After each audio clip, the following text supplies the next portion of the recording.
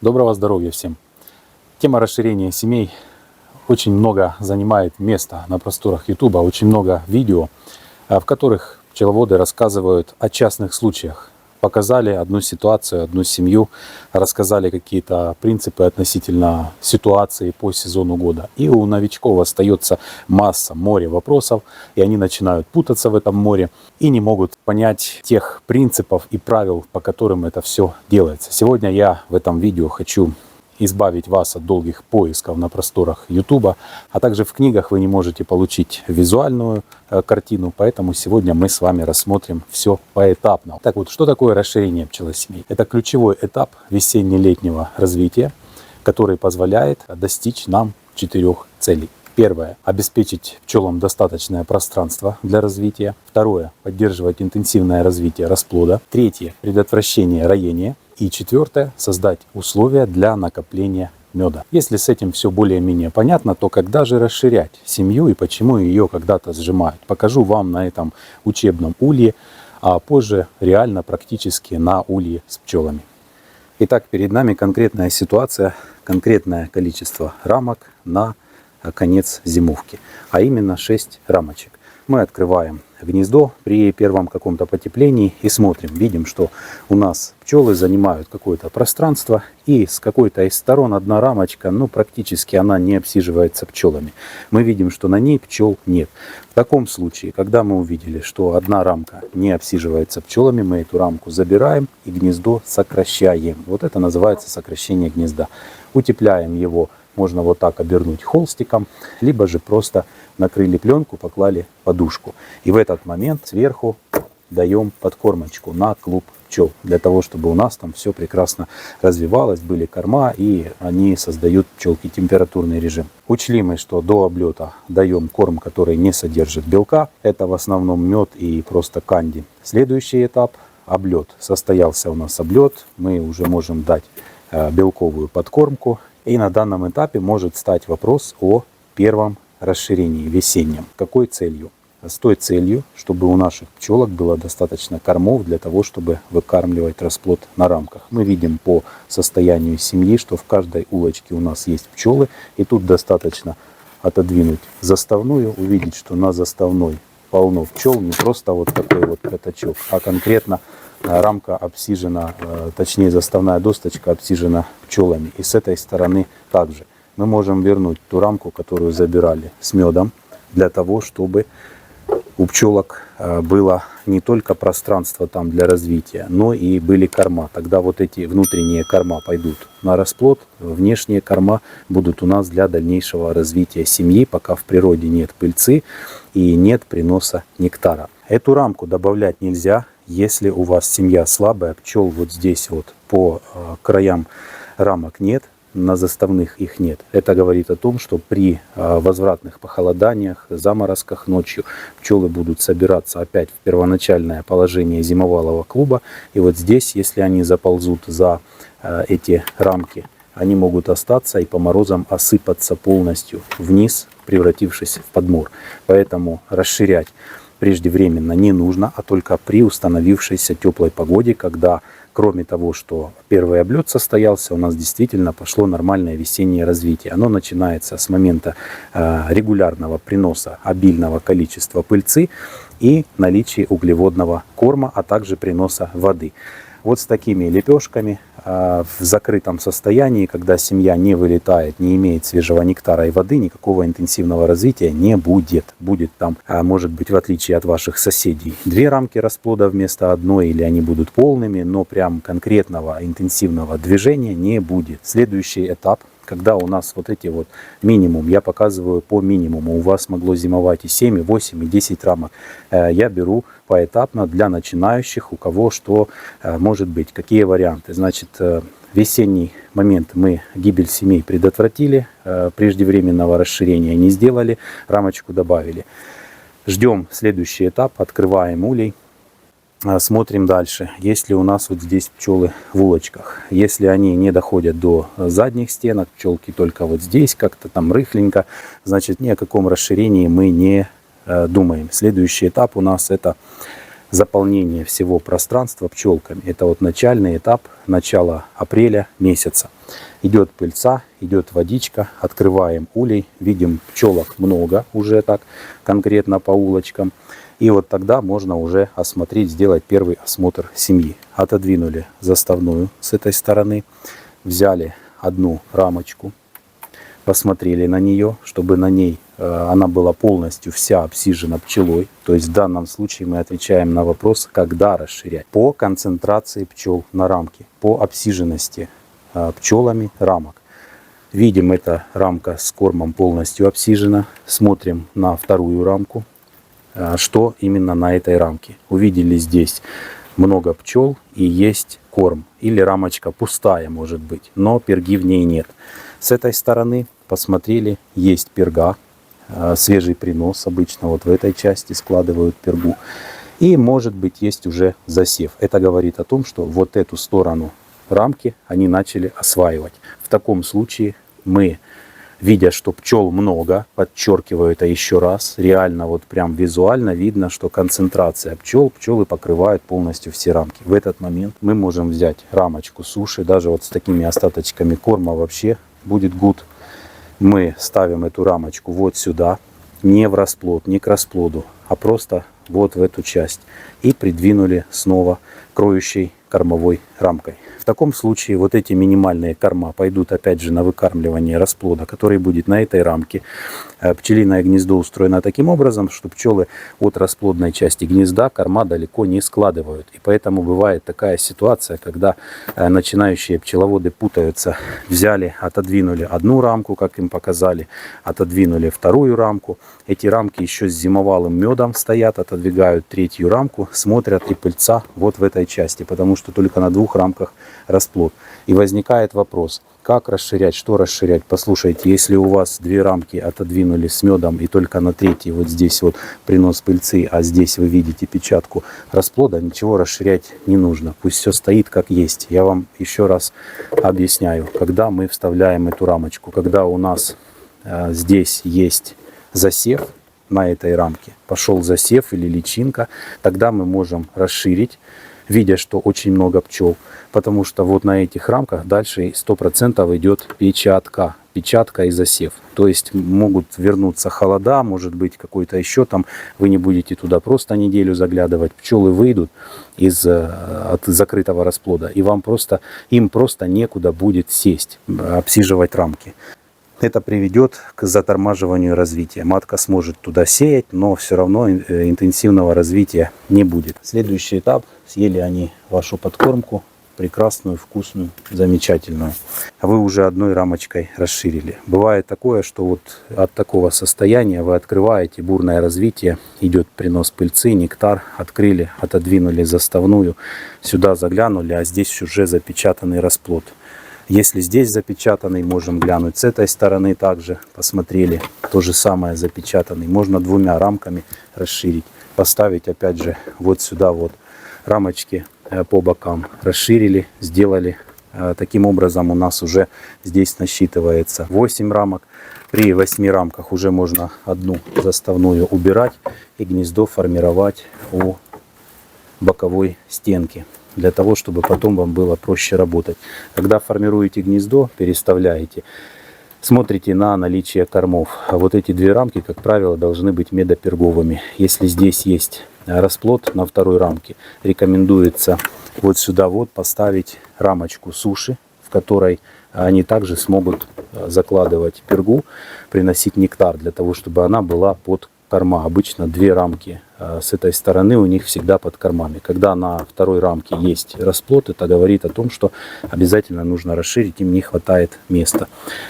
Пошли рамки с расплодом, печатным, открытым, неважно каким, чем больше, тем лучше. Все это вы переставили сюда, и у вас уже 8-я рамка перекрывает литок. Вот он, литок здесь, она перекрывает, пчел здесь достаточно, не просто там, где попало они. Вот еще одна рамочка. Почему важно, чтобы количество рамок, вот 2, 4, 6, уже 7-я перекрывает литок.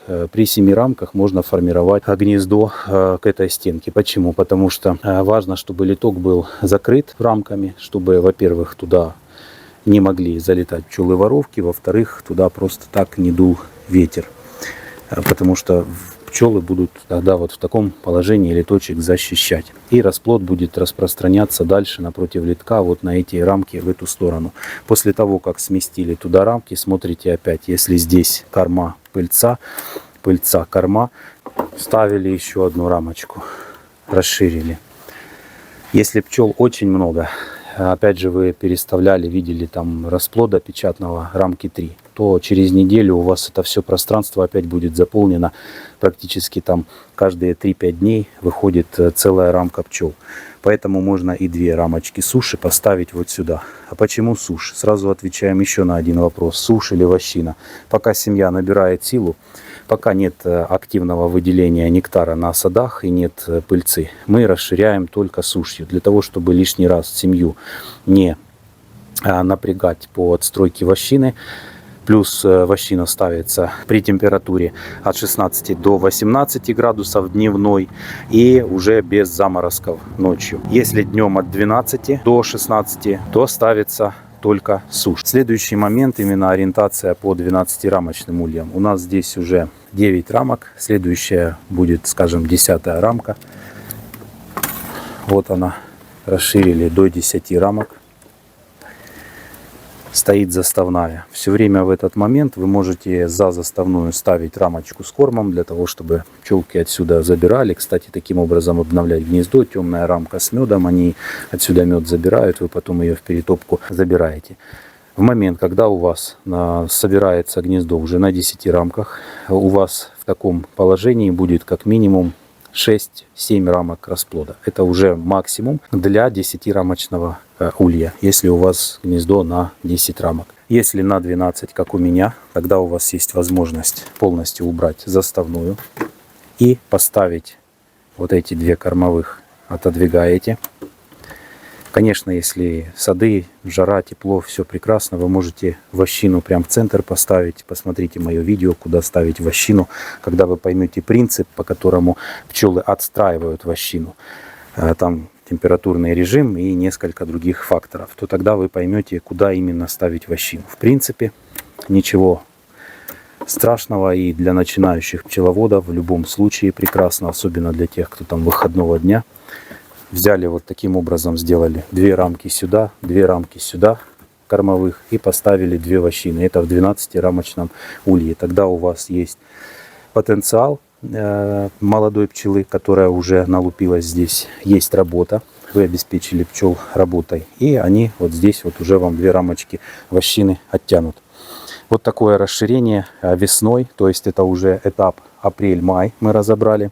Важно ориентироваться не по календарю, а смотреть именно по развитию пчелиной семьи. Потому что по календарю может быть в одной семье уже вот такое расширение, а в другой семье послабее, слабачок или матка слабо сеет. Совершенно другая ситуация. Поэтому обязательно смотрим по количеству пчелок. Потому что расширение гнезда — это прежде всего увеличение пространства нашим пчелкам для продолжения их развития и жизнедеятельности.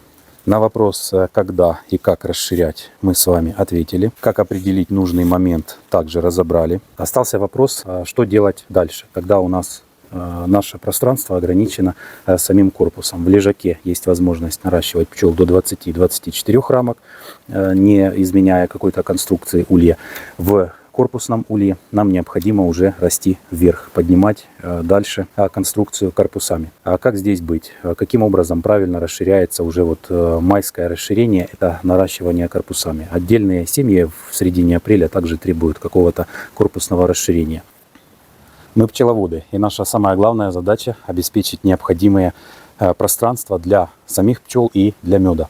Многие люди мне пишут в комментариях по поводу того, что а как же вот семьи жили в дуплах. Ну, они оперируют тем, что обрабатываем от клеща, какие-то там по литкам тоже вопросы, нюансы возникают. И начинают рассказывать о том, что вот в дупле. Так вот, что хочу здесь, какую ремарочку сделать. В дупле пчелы ограничены размером дупла. Когда оно им не подходит по размеру, они отроились, зароились и улетели. Наша задача удержать пчел в улье. Наша задача собрать товарный мед и, соответственно, обеспечить пчел этим пространством для развития и меда. Поэтому дальнейшее развитие, дальнейшее расширение семей в мае месяце, начало мая, середина, у каждого этот период разный в зависимости от температурных условий, климатических особенностей, породных особенностей пчел, ну плюс-минус. В конце этого видео я покажу вам таблицу понедельного расширения, и вы сможете там ориентироваться на какие-то определенные работы. Это касается совсем-совсем начинающих, кому нужна четкая такая вказивочка, подсказка. Дальнейшее расширение у нас заключается в наращивании пространства. Возможно, у тех, у кого 10-рамочный улей, остался вопрос: так а куда же ставить вощину в 10-рамочном улье, если я до 10 рамок нарастил сушью, а потом только поставил вощину? Просто у тех, у кого 10 рамок, пространство на 2 рамки меньше, и, соответственно, вот эти меры по наращиванию корпусов, они идут уже чуть раньше. Поэтому чем больше у вас улей, тем меньше каких-то нюансов по наращиванию его в высоту. Если это 6-8 рамочник, соответственно, наращивание идет уже корпусами вверх. А еще один совет и примечание по поводу выравнивания семей и расширения гнезд. Бывает такое, что у вас на пасеке, скажем, 10 семей, и 5 из них развились до полного корпуса, а 5 из них еще 2-3 рамки не хватает. Очень правильным будет выровнять силу семей для того, чтобы вам было потом проще, легче работать. Открыли улей, сделали определенные работы, и так со всеми семьями. Поэтому из вот таких семей, которые заняли полностью 12 рамок, я забираю рамочку расплода печатного и ставлю в слабую семью, слабее семью. Туда поставил рамочку печатного расплода, занял пространство, добавил пчел, а сюда вставляю рамочку с вощиной, добавляя этим пчелкам работу и пространство для обсиживания и работы, и занятости, и всего остального. Таким образом, у меня и та семья пополнилась, и эта семья продолжает работать. И вот следующий этап, когда у нас полностью уже 12 или 10 рамочный улей полностью занят пчелами, вы уже туда поставили все необходимые рамки. Какой следующий этап расширения? Это постановка либо второго корпуса сверху, либо магазинной надставки. Вот этот момент четко зависит от вашего медосбора. Необходимо обязательно знать, когда в вашем регионе начнется первый медосбор. Как правило, массовые медосборы в начале мая начинаются с цветения, активного цветения каких-то трав или деревьев. У кого-то это ивы, верба, там она еще раньше. Но в основном вот сейчас такая культура есть, это рапс, который тоже цветет в первых числах мая и может цвести, в принципе, там до 25-го, даже 30 мая. И вот если у вас он есть, то, соответственно, вы ориентируетесь на то, что вам необходимо уже будет силой этой семьи собрать мед. Поэтому это важный фактор, как именно расширять. То есть вы будете собирать мед в магазины, и пчелы будут вам отстраивать эти магазины, переходить туда, и за счет этого вы расширите пространство. Либо же вам необходимо поставить второй корпус. Отвечаю на этот вопрос, у меня есть видео, вы можете их посмотреть. Я там более подробно показывал, как именно расширить, как перевести пчел на вощину, на магазин, как поднять их туда. 2 очень хороших видео с результатом этого расширения. Но сейчас, повторюсь, сделаю немножко емкий такой обзор по поводу такого расширения. Значит, когда мы знаем четко, что у нас, скажем, вот семья полностью занимает корпус, и медосбор уже вот-вот-вот будет, в тот момент мы, оперируя этой информацией, можем сверху поставить магазин. Это вот такой полукорпус на 145-ю рамочку. Его можно ставить как полностью с вощиной, так, если вы уже не первый год занимаетесь, поставить через одну пару рамок суши. Или же, если у вас вообще есть сушь, можете поставить через одну сушь-вощина, сушь-вощина. Но вощина обязательно, потому что если вы вот так вот сушью порасширяли, мало ставили вощины в гнездо, в первый корпус, тогда вы будете терять воски в первую очередь, и пчелки будут искать этот потенциал, куда можно сбросить воск. Поэтому вощина должна быть обязательно. Но вот такой прием без проблем для пчелиной семьи будет работать именно перед медосбором. Если вы просто так в момент активного развития, но без активного медосбора поставите этот корпус, у вас, я не знаю, не берусь говорить о соотношении 50 на 50, это зависит от вашей породы. Одни пчелы просто перейдут в магазин, будут здесь приносить пыльцу, нектар, продолжать развиваться, матка поднимется, понасеивает вам в эту сушь и будут просто осваивать второй корпус. Другие могут вообще туда не пойти, не перейти в этот второй корпус и просто зароиться внизу. Это все индивидуально. Но если будет медосбор, вот такой прием вам 100% даст сюда меда. Ну и чтобы матка не перешла, кладется либо ганимановская решетка между корпусом и магазином, либо же вы вынимаете одну рамку из 12, значит 11 оставляете и делаете вот такое увеличенное расстояние, равномерно расставляя 11 полурамок в этом магазине. Таким образом матка не будет засеивать, потому что, опять же, в видео, куда ставить вощину, есть ответ на этот вопрос. Кто посмотрит, тут будет знать почему. Вот. Она не будет там сеять. Редкие случаи, когда заходит на какую-то одну рамочку и просто подкидывают туда трутня, потому что бывает тянут трутовые соты и она туда подсевает трутня. А так, в принципе, не переходит. Раньше у меня этих решеток целый вагон на каждый улей. Пользовался ими, потом перестал пользоваться. Ну, там тоже были нюансы. Значит, это вот перед медосбором. Следующий вариант расширения, это самый такой простой, легкий, на начало мая, для тех, у кого есть такой медонос. Следующий вариант расширения. Вариант расширения вторым корпусом. Неважно, сколько у вас рамок, какая система, 10, 12 или 6 рамок. Когда первый корпус занят, ставите второй. Когда корпус, когда магазин. Про магазин все сказал. Если медосбор у вас за горами, не скоро, то вам необходимо куда-то расти пчелиной семье, чтобы ее не останавливать в развитии путем там изоляции матки или созданием отводков, чтобы семья не зароилась. Нам необходимо расширить пространство. Таким образом, поставив второй корпус, нам нужно часть рамок перенести снизу вверх, если мы не собираемся, не готовимся конкретно к медосбору. Какие рамки куда переносить? Нам необходимо поднять наверх обязательно рамки с печатным расплодом, для того, чтобы печатный расплод, выйдя, молодая пчела осваивала уже второй корпус, оставались здесь, будет появляться летная пчела, мы можем открыть им верхний литок для того, чтобы быстрее потом происходил медосбор и так далее. Вот такая система у меня работала, 2 корпуса как минимум, а то и 3 бывало корпуса. Работала на акацию, которая в моем регионе, Донецкая область, Украина, начиналась примерно 1-5 июня. И при помощи второго корпуса весь май я удерживал семьи до акации. Поднимаются рамки с расплодом, можно 4-5 рамок с расплодом поднять. Вниз вместо этих рамок, которые вы сюда поподнимали наверх, поставить вощину. У вас получится. И здесь тоже там полно вощины. Ставите вощину и забываете об этой семье. Если у вас порода пчел нормальные, не склонны к роению, то действительно можно забыть. Так потом проконтролировали, развитие идет, маточка сеет, все хорошо, значит пусть работают. Вот такого расширения в данном случае у меня, если 5 рамок подняли, это 7 рамок, 5 туда, 7 сюда, ну то есть 12 рамок добавить. Это более чем на месяц. Можно таким образом. Как правило, я старался опередить немножечко пчел в это время, потому что уже тепло, но чтобы не было там роения и так далее, ульев много, какой-то пропустишь, а там печатных рамок больше, пчела выйдет и началось роение. Поэтому я делал таким образом. Расширял чуть раньше вторым корпусом, чтобы они его осваивали. Каким образом я делал? Все очень просто, друзья мои.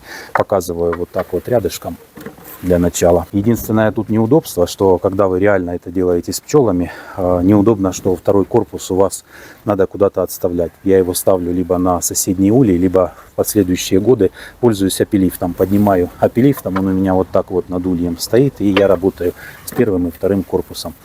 Значит, делаем все очень просто. Вынимаем эти рамочки, 5 штук из гнезда, ставим их вот таким вот образом.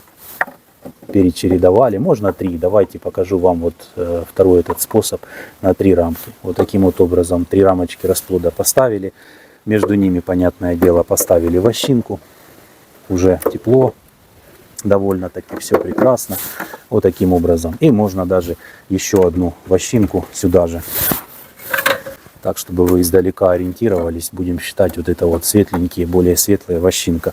И ставлю туда заставную. Получается так, 2, 4, 6 и вощинка. Но это примерно. Обычно я делал рамок на 8. И у меня вот так 8 рамок во втором корпусе, 8 рамок в первом корпусе. То есть я путем вот такого нагромождения конструкции, поднятия вверх, делаю гнездо симметричным. Обычно сколько рамок внизу, столько и вверху. Это для того, чтобы вот таким вот образом сделать, чтобы не давать 12 листов вощины на семью. Если вы чуть раньше расширяете, не ждете прям пока там реально пчелы на эти 20 рамок будет. Вот так сделали и, понятное дело, поставили второй корпус на первый. И у вас семья вот таким вот образом сидит. Вот заставная в первом корпусе и заставная во втором корпусе. Вот так они, ну а здесь рамки идут. Так они у вас уже в таком дуплоподобном гнезде, расположенном вверх, продолжают развиваться. Такое расширение интенсивное, разовое, очень хорошо сбивает всякие там роевые настроения, не роевое состояние, не путайте, а именно заставляет пчелок работать, потому что внизу там появляется вощина, куча работы, часть расплода выходит здесь и уже летают во второй литок, и все прекрасно продолжается. Что мы делаем дальше? Я вам по сути рассказываю расширение в годовом цикле, чтобы не было вопросов, потому что мои подписчики, вы меня просили конкретно рассказать обо всем, корпусами, вощинами и так далее. Поэтому считаю, что отвечаю на все ваши вопросы. Следующий этап, когда у нас вот это все пространство, 24 рамки, мы потом убираем заставные, и отсюда все это заполняется пчелами. Конечно, там будут уже рамки с медом, которые отдельно пчелы выберут себе для складывания нектара, пирги, точно так же во втором корпусе. То Его Величество магазин становится перед акацией или каким-то там липой, может быть, и так далее, потом подсолнухом. То есть вы вот таким вот образом ставите магазин, магазин, магазин. И у вас семья намного больше силы, не один корпус, а два корпуса работает на мед. Причем мед также собирается и в 300-е рамки. В последние годы я отказался от системы 2 плюс магазин, чисто из-за того, что очень рано начинается рапс, пчелы получают интенсивную работу на рапсе, поэтому я пользуюсь гнездо плюс магазин, а потом еще один магазин и так далее, до 3-4 магазинов в зависимости от длительности медосбора, его интенсивности и силы семьи. Я уже сбился со счету, на сколько вопросов по расширению мы сегодня ответили и структурированно все это посмотрели и я вам представил. А теперь пройдемся по ошибкам пчеловодов. Что если расширение будет преждевременным? И вообще, знаете, такой, если бы меня спросили, обязательно ли вообще расширять? Вот пчелы ж там в природе сами. Конечно, не обязательно. У меня был случай, когда началась война. У меня было 12 рамок, понятное дело, там пчелы перезимовали в 5, 7, 8 рамках. Я уезжал, прощался мысленно с пчелами навсегда. Но, что самое интересное, да, не только спасал жизнь своей семьи, свою в том числе, переживал за пчелок. Приехал на пасеку, и вот в такие прям сидящие в клубах в феврале семьи, 5, 6, 7 рамок обсиженных пчелой в клубе, забирал заставные и ставил туда рамки с медом из хранилища. Думаю, выйдут из зимовки, корма у них будут, подкармливать же некому и так далее. Ну, они, думаю, там покушают, разовьются и полетят с Богом. Вот, поэтому что говорить о расширении и сжимании? То есть, если вы держите пчел в каком-то 12-10 рамочном улье, вы их просто оставите как есть на зиму. Почему сокращается? Может подплесневеть, подкислиться мед, подплесневеть рамки, которые стоят по краям и не обсижены пчелами, потому что тут тепло, там холодно, начинается процесс роста грибка. Также, если, допустим, вот так, как я говорю, с весны ранней накидать рамок и забыть о пчелах на месяц, пожалуйста, если, допустим, вы раз в месяц только можете к ним приехать, тоже приемлемый вариант. Единственный недостаток в этом всем, что вы можете потерять в интенсивности развития, скорости развития и не выйти на те медосборы, которые ранние. Если вы таким образом сделаете, то выйдете чуть позже, потому что вот такие регулирование этого пространства, пчеловодство, занятие этим делом, оно позволяет нам управлять процессами. А когда мы пускаем все на самотек, перерасширяем или вообще не занимаемся сжиманием, расширением, тогда у нас просто все идет своими сроками. Поэтому к ошибкам пчеловодов можно отнести как преждевременное расширение, так и расширение в плохую погоду перед плохой погодой, что приводит к снижению интенсивности развития и переохлаждению. И самое главное, что нужно сказать в этом вопросе, ошибках пчеловодов. Очень часто бывает вот так: один корпус стоит, берут, ставят или второй корпус, или магазин, и не учитывают силу семьи. Посмотрели, неправильно оценили. Да, вроде бы пчел много, тем более сверху открыли, посмотрели, а как правило на рамках их всегда много сидит, они там переползают, активничают и все остальное. И взяли, бахнули им на голову пустой магазин или еще, не дай бог, корпус. И происходит обратный эффект. Все то тепло, которое было в гнезде и позволяло интенсивно пчелам развиваться, оно уходит наверх в пустой магазин.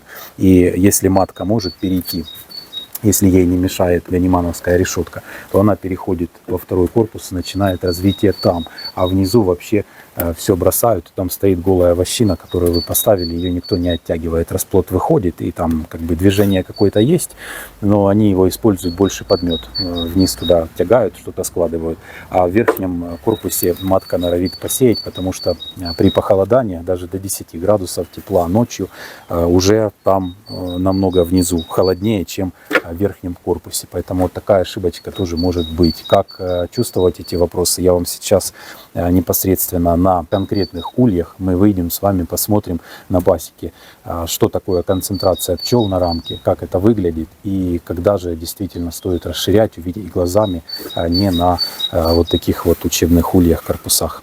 Поэтому переходим к ульям. Так, сейчас посмотрим семейку, которую я не осматривал, не знаю по поводу сокращения, расширения. Так, достаточно открыли. Кстати, по интенсивности потребления всяких подкормок тоже видно, развивается семья или как вот сидит. Видим здесь на заставной рамке очень много пчелок полностью по медовому пояску сидят. Очень липкий прополис уже разогретый. Так, посмотрите, это обсиженность рамки, которая за заставной. То есть эта рамка им стоит для того, чтобы они в ней выбирали корма. Смотрим дальше. Сама заставная досточка. Это с этой стороны. Здесь. Уберу, чтобы не мешалось. Смотрим на крайнюю рамку. Эту семью я расширял перед холодами. Похолоданиями видел, что печатного расплода много, и за момент похолодания некуда будет выходить. Вот она, состояние медовой рамки. Мы видим много перги в ней. Все залито. С этой стороны она вся полностью перговая. Это говорит о том, что данная рамка используется пчелами в этом сезоне. Свежая пыльца, то есть рамка в работе. Ну и дальше, не знаю, видно ли на камеру сейчас, вот в этом месте уже виден расплод. То есть семью можно дальше не разбирать. Можно сразу вот сюда ставить рамочку с сушью. Ничего не нужно дальше пересматривать. Учитывая, что тепло, что этот весь печатный расплод, я вам его покажу поближе. Вокруг печатного расплода все засеяно. То есть этот печатный был посеян раньше, запечатан, и сейчас матка пошла уже рассеиваться вокруг. Яйца я вижу даже вот в этой части, где-то вот так. Поэтому здесь ситуация такая же, его на пыльца, то есть по сути рамка освоена. Следующая рамка, вижу, что есть печатный внизу, верхняя часть, скорее всего, засев. Короче говоря, как минимум 2 рамочки сюда нужно дать. Причем я еще поставлю вот эту рамку, из которой они выбирают корма, а может быть они уже сюда даже приносят свежие, потому что просто у них реально здесь мало места. Поэтому вот здесь есть пустое место. Я эту рамку просто оставляю им как рамочку в гнезде. Таким образом, ну и просто, если интересно, посмотреть на вот этот край с этой стороны. Давайте глянем. Посмотрим, что на крайних рамках, если ориентироваться по ним и не раскрывать все гнездо. Я работаю в перчатках, потому что липкий прополис и съемка, микрофон, камера потом очень сильно вымазываются. Посмотрите, вторая рамка, она вся в перге. Вот здесь начали тянуть трутовый сот, видимо, рамка была обгрызана, там он проволока, то есть они уже тянут, выравнивают рамки. Сейчас я вам покажу эту рамку, чтобы убедиться в том, что не просто семья сместилась к той стороне, а действительно все рамки обсижены. Посмотрите, обсижены и все рамки в работе. Здесь тоже полно пыльцы забили. По поводу пыльцы, ну а следующая рамка, вот эта третья, она как раз с расплодом. Вот это. По поводу пыльцы, что могу сказать, почему не собираю сейчас, почему так много нанесли. Я всегда даю пчелам самим обязательно на развитие, чтобы у них было достаточное количество пыльцы. Когда много ульев, нет времени заниматься вот такой вот ерундой, как я сейчас занимаюсь, показывая вам. Вчера я прошел практически всю пасеку, у меня остались только ППУ с отводками. Сейчас посмотрим еще слабее отводочек, нужно ли его расширять. Я вот такой вот ерундой не занимаюсь. Просто подставил рамки в край гнезда, как вам показал, и все. Потому что на вот такие перестановки уходит очень много времени. Но раз уже показываю, и может быть у вас ульев мало. Вот я поставил рамочку суши сюда и рамочку суши сюда. Да плюс еще одну мы добавили, которая была за заставной. Вот такую семью я сразу на 3 рамки расширил. Дымарь использую для того, чтобы не давить пчел. Обязательно придымить, потому что когда пчел много, то и рамку брать неудобно. И вот для таких целей тоже подходит. Очень хорошо их сгонять, потому что иногда их численность просто не дает безопасно для них самих же работать. Вот данное гнездо ППУ у меня на 12 рамок. Мы видим здесь 10 рамок, как я и рассказывал. Таким вот образом ставим заставную. Еще можно поставить дополнительно корма за заставную, чтобы выбирали. И в следующий раз уже вот в эти места пойдет вощинка. Еще одна семейка. Это 10-рамочный ППУ. Я давно сюда не заглядывал, потому что отводочек зимовал слабеньким. И как бы основные операции сделал, а потом просто не смотрел. Видите, я давно уже не забирал пакеты с канди, из-под канди. Это уже здесь тоже не нужно. Так, подкормочку берут активно. Я просто открыл, кинул им подкормку и все. Значит, какова ситуация здесь? Смотрите, насколько слабый отводочек. Вот это и вот это. Это заставные досточки. То есть по бокам я поставил рамки с кормом, чтобы они были обеспечены кормами на похолодание. Мы видим, здесь они подчистили. Я эту сушь в перетопку хочу отправить, но вот еще немножко не забрали. Поэтому сделаем так. Ага, это они не забрали, это они уже свежего нанесли. Льется из рамки. Что говорит о том, что расширять нужно было раньше. Уже у них тут конкретно перенаселение, потому что они уже начали корма против своей природы складывать за заставными досточками. Ну, в принципе, я эти семьи как раз оставил вам показать. Вчера не стал смотреть, чтобы было что снять, потому что вчера некогда было. Вот она рамка, видите, на ней уже трутня насеяли. Она полностью забита пергой. С этой стороны то же самое, она вся в перге. Это достаточное количество для пчелок, для их дальнейшего развития. Вот сюда нужна рамка суши обязательно. По поводу поднятия рамок во второй корпус, очень хорошо поднимать темные рамки. Как раз из них расплод выходит, и можно их отправлять в перетопку, обновляя тем самым гнездо, оставляя вощину и светлые рамки. Так, это уже 4-я рамка с расплодом. По сути дела, здесь уже полноценный корпус, наверное, будет. Очень тяжелая рамка, забита пергой. Так, осушили за заставной. Можно дальше придвигать. Учитывая, что практически все рамки были обсижены пчелами, можно сюда даже еще одну сушь добавить. Цветут сады, начинает цвести вишня. Поэтому каждую из этих семеек, одну побольше, одну поменьше, я расширяю сразу 3 рамками. Вот такую берем, она еще светлая, посветлее пойдет. Даже немножко медочка есть для выкармливания расплода на этой рамке. Раннее интенсивное развитие мешает обновлять рамки. Уже те рамки, которые я планировал заменить, к сожалению, они засеяны и забиты пергой, поэтому будет сложнее в сезоне обновить гнездо. Ну так, друзья, наглядно показал. Если у кого-то после всего показанного, рассказанного остались вопросы, спрашивайте. Возможно, что-то упустил. Добавляйте в комментариях. Всем удачи, всем пока.